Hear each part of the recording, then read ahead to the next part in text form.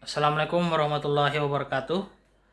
Nama saya Muhammad Al-Ghifari dari kelas PBI A3, dan ini adalah video assignment saya untuk tugas matkul interpretive listening, di mana saya harus menjelaskan bagaimana saya menjawab eh, soal-soal yang telah diberikan untuk saya dijawab dan memberikan tips bagaimana bisa menjawabnya. Nah, dalam soal-soal tersebut dibagi menjadi 3 part, yang dimana part pertama itu menurut saya lebih fokus ke mencocokkan apa yang dilihat dari gambar. Kita disuruh melihat gambarnya, terus kita akan diberikan pertanyaan dan 3 statement yang menjadi pilihannya A, B, C. Nah, dalam menjawab pertanyaan atau dalam part tersebut, kita lebih kita harus lebih memperhatikan apa yang menjadi fakta dalam foto tersebut, karena kita disuruh untuk mencocokkan statement dengan gambar yang telah diperlihatkan kita. Makanya itu yang paling penting atau tips untuk saya dalam part ini adalah lebih memperhatikan picture-nya dan lebih tahu apa yang menjadi fakta dalam sebuah foto tersebut atau gambar-gambaran yang telah diberikan. Jadi secara sederhananya itu, jika ingin menjawab pertanyaan di part ini, kita harus melihat gambarnya dan mendescribe di kepala kita sendiri ini lebih cocoknya kita gambarkan sebagai bagaimana. Misalnya apakah rapi, apakah terlalu banyak orang, atau berdasarkan gambar ini apa yang kita bisa ambil informasinya. Misalnya kita disuruh untuk menentukan statement tentang seseorang, maka berdasarkan gambar tersebut kita mengasumsi bagaimana ini orangnya berdasarkan gambarnya, begitu. Terus untuk part kedua, yang dimana kita mendengarkan beberapa pembicaraan dan kita disuruh untuk melengkapi bagian terakhirnya. Jadi untuk saya itu tipsnya tidak hanya untuk mengerti semuanya gitu, tetapi yang paling diperhatikan itu pertanyaannya paling terakhir. Tetapi bukan artinya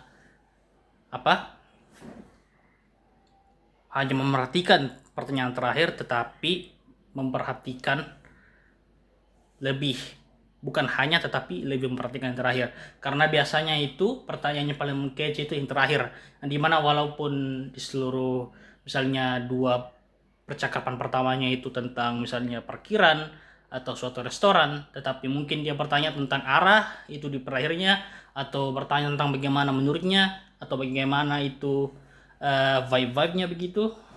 Itu yang harus kita lebih perhatikan, mana yang dipertanyakan begitu, karena biasanya ada itu pilihan-pilihan yang mengecoh, di mana kita sebagai orang yang menjawab itu harus lebih memperhatikan apa yang sebenarnya menjadi fokus dari percakapan ini. Bukan hanya masalah mengerti semuanya, karena walaupun orang-orang mengerti percakapannya itu dan hanya mengetahui kata-kata kuncinya di semua percakapan, tetapi menurut saya yang paling penting itu pertanyaan atau percakapan yang terakhir diucapkan dalam conversation tersebut. Jadi tips saya itu ya lebih perhatikan apa yang menjadi pertanyaan terakhir, tetapi jangan mengabaikan itu yang keduanya, karena di situ atau kedua pertama atau percakapan-percakapan yang sebelum dari yang terakhir gitu. Jadi menurut saya itu ya begitu, hanya melihat pertanyaan terakhir untuk tahu secara betul apa yang dimaksud oleh pertanyaan tersebut atau apa yang perlu dilengkapi melalui pertanyaan atau jawaban-jawaban yang harus dipilih. Terus untuk part ketiga itu berbeda sekali dengan yang kedua, walaupun memang kayak kelihatan sama karena sama-sama mempunyai conversation, tetapi tujuannya itu berbeda. Yang di mana part kedua itu kita disuruh untuk melengkapi percakapan. Di part ketiga ini kita disuruh untuk mengerti dan mengambil informasi dari percakapan dan mencocokkan statement-statement yang sesuai. Misalnya dalam suatu percakapan bentar 2 orang membahas tentang pekerjaan mereka, terus kita ditanyakan menurut si A apakah pekerjaan mereka sudah memuaskan begitu. Pastinya kita harus tahu, atau kita bisa tahu jawabannya itu dari mendengarkan dan mengerti percakapannya. Beda dari part 2 di mana kita melengkapi, yang dimana kita harus fokus kepada pertanyaan yang terakhirnya lebih tetapi dalam part ketiga ini lebih susahnya, karena kita harus fokus ke seluruh percakapan, karena jawabannya itu bisa di misalnya di bagian awal atau di tengah, bahkan di akhir begitu. Jadi menurut saya ini part 3 ini merupakan yang paling susah, tetapi tips and tricks dari saya itu untuk menjawab part 3 itu jangan fokus ke melengkapi, lupakan itu yang part 2, lebih fokus perasaan itu kebalikan dari part 2 di mana kita fokus kepada yang terakhirnya itu, tetapi ini kita harus fokus ke kata-kata kuncinya. Kata-kata kunci yang bisa menjadi konteks dari dari pertanyaan yang diberikan kepada kita. Jadi pada dasarnya itu dalam part 3 kita diberikan satu soal, satu conversation, dan kita disuruh untuk mencocokkan statement-statement dalam ABC mana yang benar berdasarkan percakapan tersebut. Berbeda dengan part 1 yang dimana kita diberikan foto dan diberikan pertanyaan dan 3 statement, sedangkan dalam part 3 ini kita diberikan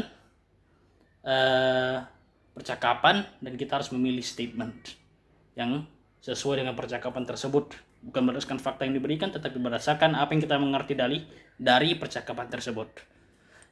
Ya, secara sederhananya itu kita harus lebih perhatikan kata-kata kunci yang sesuai dengan percakapan, karena biasanya itu dalam part 3 ini